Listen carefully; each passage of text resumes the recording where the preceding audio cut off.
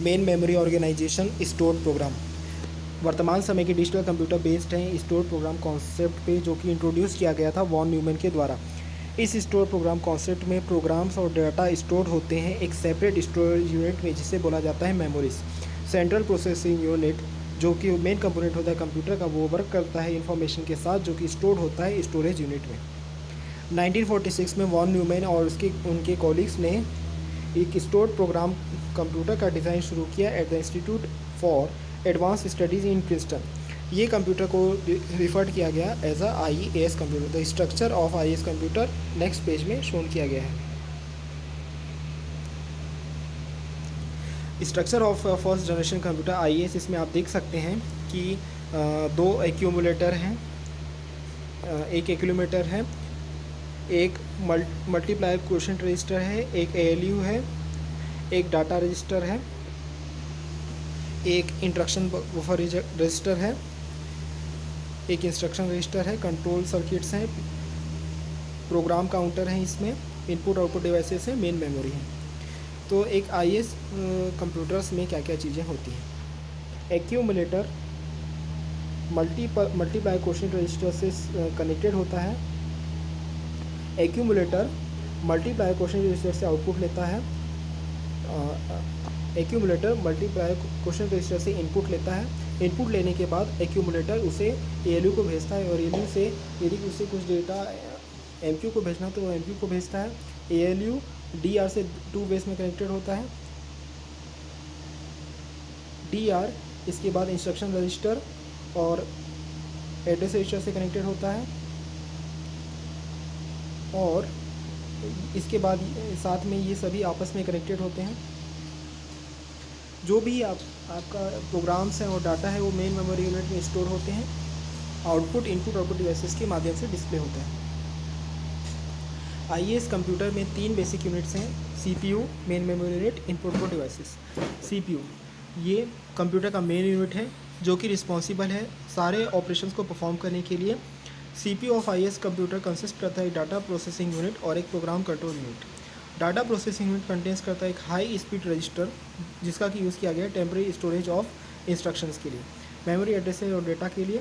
Main action specified by instruction are performed by the arithmetic logic circuits of the data processing unit. The control circuit जो program control unit का होता है वो responsible होता है instructions को fetch करने के लिए, ऑप कोड्स को डिकोडिंग के लिए, इंफॉर्मेशन मूवमेंट्स की कंट्रोलिंग के लिए correctly through the system and providing proper control signals for all CPU actions. Main memory unit इसका यूज़ किया जाता है प्रोग्राम और डेटा को स्टोर करने के लिए। Memory location of memory unit uniquely specified होता है by the memory address of the location. MX का यूज़ होता है to indicate the location of the memory unit, M with address X।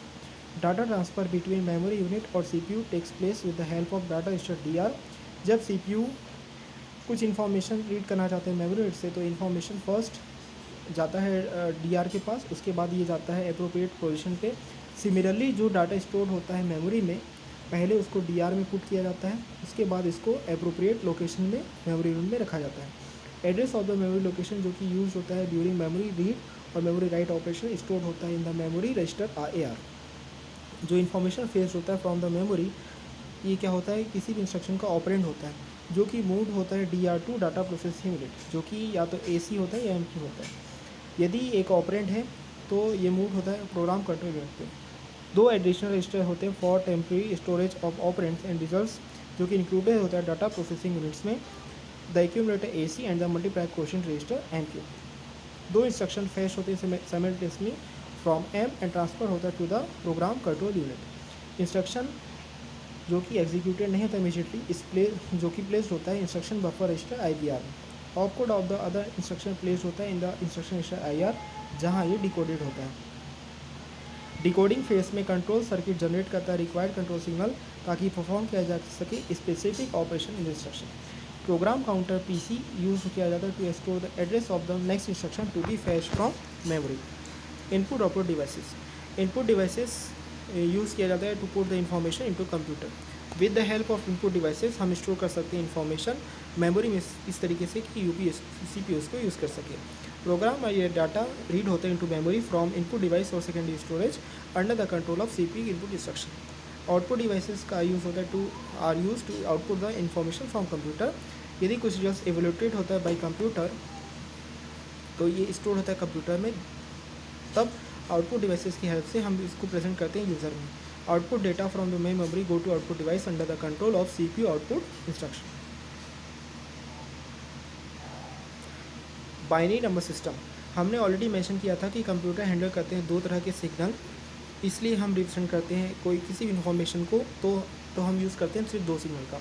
ये दो सिग्नल करस्पॉन्ड करते हैं two levels of electrical signal और सिम्बॉलिकली हम उसको रिप्रेजेंट करते हैं 0 या 1 से। हमारे day to day activities for mathematics हम यूज़ करते हैं decimal number system. Decimal number system को हम ये बोल सकते हैं बेस ऑफ और 10, क्योंकि ये यूज़ करता है 10 डिजिट्स और coefficients are multiplied by power of 10। मान लीजिए कोई एक डेसिमल नंबर है 5273 जिसमें रिप्रेजेंट करता है quantity equal to 5000 plus 200 plus 7 tens plus 3 units, the 1000 100 etcetera are powers of 10 multiplied by the position of the coefficient. यदि आप 5273 को लिखना चाहें तो कैसे लिखेंगे? 5 इंटू 10 की पावर 3 प्लस 2 इंटू 10 की पावर 2 प्लस 7 इंटू 10 की पावर 1 प्लस 3 इंटू 10 की पावर 0।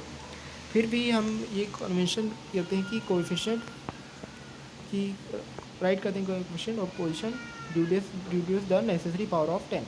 डेसिमल नंबर सिस्टम में हमें 10 डिफरेंट सिम्बॉल्स चाहिए, लेकिन कंप्यूटर में हमारे पास प्रोविज़न होता है कि हम सिर्फ 2 सिम्बॉल्स को रिप्रेजेंट कर सकते हैं, तो इसलिए डायरेक्टली हम डेसिमल नंबर सिस्टम को कंप्यूटर अर्थमेटिक में यूज़ नहीं करेंगे।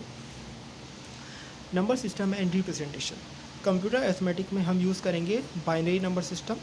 बाइनरी नंबर सिस्टम यूज़ करता है सिर्फ 2 सिम्बॉल्स जिसमें कि रिप्रेजेंट किया जाता है नंबर, जो कि हो सकते हैं नंबर, और सिम्बॉल्स कौन से होते हैं 0 और 1। Binary number system is said to be base of 2 और रेडिक्स 2, क्योंकि ये यूज़ करता है सिर्फ 2 डिजिट्स और coefficient multiplied by power of 2। यानी कि बाइनरी नंबर यदि 11 0 0 1 1 रिप्रेजेंट करता है quantity equal to 1 plus 1 into 2 की पावर 5 प्लस 1 इंटू 2 की पावर 4 प्लस 0 इंटू 2 की पावर 3 प्लस 0 इंटू 2 की पावर 2 प्लस 1 इंटू 2 की पावर 1 प्लस 1 इंटू 2 की power 0 equal to 51 in decimal. हम यूज़ कर सकते हैं binary number system for computer arithmetic. Next lesson में हम देखेंगे रिप्रेजेंटेशन ऑफ अनसाइंड इंटीजर्स।